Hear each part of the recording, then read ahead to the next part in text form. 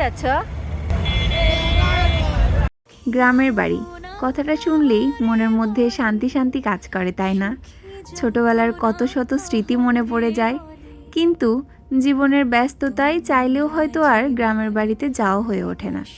তো গ্রামের বাড়িতে যাওয়া আর সেই সব কিছু নিয়ে কিন্তু থাকছে আজকের ব্লগ। তো চলো ভিডিওটা শুরু করা যাক। আসসালামু আলাইকুম, হ্যালো এভরিওয়ান, কি অবস্থা সবার? গত ডিসেম্বরে যাওয়া হয়েছিল গ্রামের বাড়িতে, তবে আমাদের গ্রামের বাড়িতে না, আমার ফুপার গ্রামের বাড়িতে। আর দেখো আমার ভাগ্নি কি পরিমাণে খুশি ছিল, কারণ তারা গ্রামে যাওয়ার সুযোগই পায় বছরে একবার বা দুবার।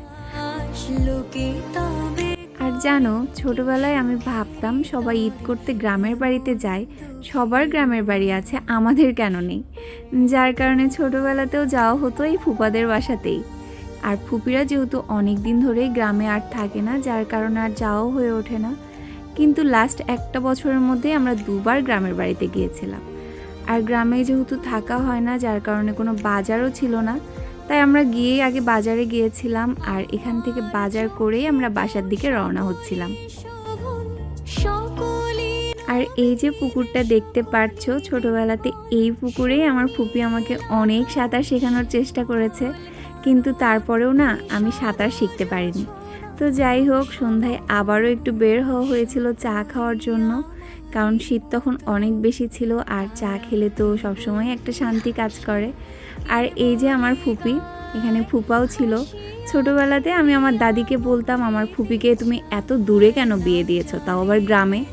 কিন্তু এখন না মনে হয় যে না, আসলে গ্রামে বিয়ে দিয়ে ভালোই করেছে, তাও তো মাঝে মাঝে গ্রামের বাড়ির একটা ফিল পাওয়া যায়, তাই না? আর শীতের মধ্যে গ্রামের বাড়িতে যাওয়া হবে আর পিঠা খাওয়া হবে না, তা তো হতেই পারে না। যার কারণে রাতের খাওয়া দাওয়া শেষ করেই কিন্তু শুরু হয়ে গেল পিঠা তৈরির কর্মসূচি। আর সকালবেলা ঘুম থেকে উঠেই জানালা খুলে যদি ইট পাথরের দেয়াল না দেখে এমন সুন্দর প্রকৃতি দেখা যায়, তাহলে তো মনটাই ভালো হয়ে যায়। এবার তোমাদেরকে একটা মজার বিষয় দেখায়। এই যে দেখো, একটা রুমের মধ্যেই 4টা জানালা, ও সরি, এখানে তো 5টা জানালা। তো এরপরে হচ্ছে রাতে যে পিঠাগুলো বানানো হয়েছিল, সেই পিঠাগুলো খেলাম, আর এই পিঠাটা এত সফট হয়েছিল।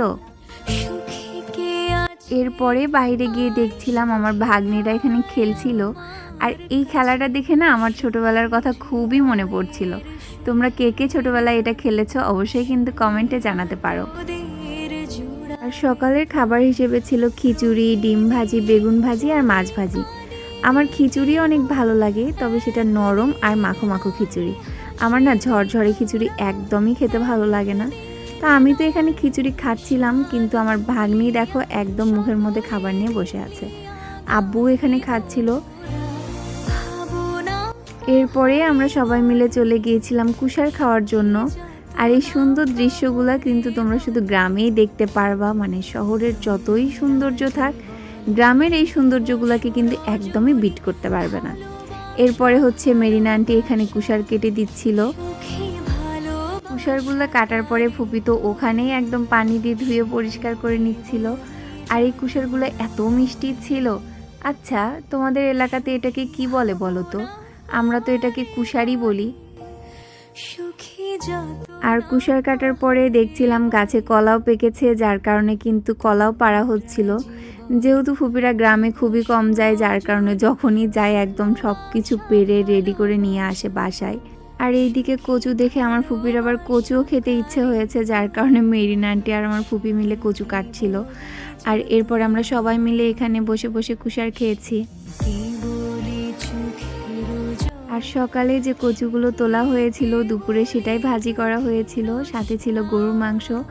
তা আমি প্রথমে কচু ভাজি দিয়েই খাওয়া শুরু করেছি, কারণ এর আগে আমি কখনোই কচু ভাজি খাইনি, তবে গরম ভাতের সাথে খেতে খুব একটা মন্দ লাগছিল না। এরপরে খাওয়া শেষ করেছিলাম মাংস দিয়ে। আর বিকালে আমরা আবারও একটু ঘুরতে বের হয়েছিলাম, আর এই যে আমার আব্বু, সাথে ছিল ফুপ্পি, আম্মু, আমরা সবাই মিলেই বের হয়েছিলাম। রাতে আর কোনো ভিডিও ক্লিপ নেওয়া হয়নি, এটা ছিল পরদিন সকালের একটা ভিডিও। মেরিনা আন্টি এখানে রান্না করছিল। এই ভিডিওটা অনেক বেশি লং হয়ে গেছে আমি জানি, কিন্তু তারপরেও আমি কোনো কিছুই বাদ দিতে চাচ্ছিলাম না, কারণ এগুলো হচ্ছে গ্রামের বাড়ির সুন্দর সুন্দর আমাদের স্মৃতি। আর এই মাছগুলো ধরা হয়েছিল জমি থেকে, একদম টাটকা মাছ। তো সব কিছু মিলিয়ে গ্রামে 2টা দিন আমাদের খুবই ভালো গেছে। তো আজকের ভিডিওটা ছিল এ পর্যন্তই। সবাই ভালো থাকো, সুস্থ থাকো। আর আমার গ্রামের বাড়ির ভিডিও তোমাদের কাছে কেমন লেগেছে অবশ্যই কিন্তু কমেন্টে জানাতে পারো। সবাই ভালো থাকো। আল্লাহ হাফেজ।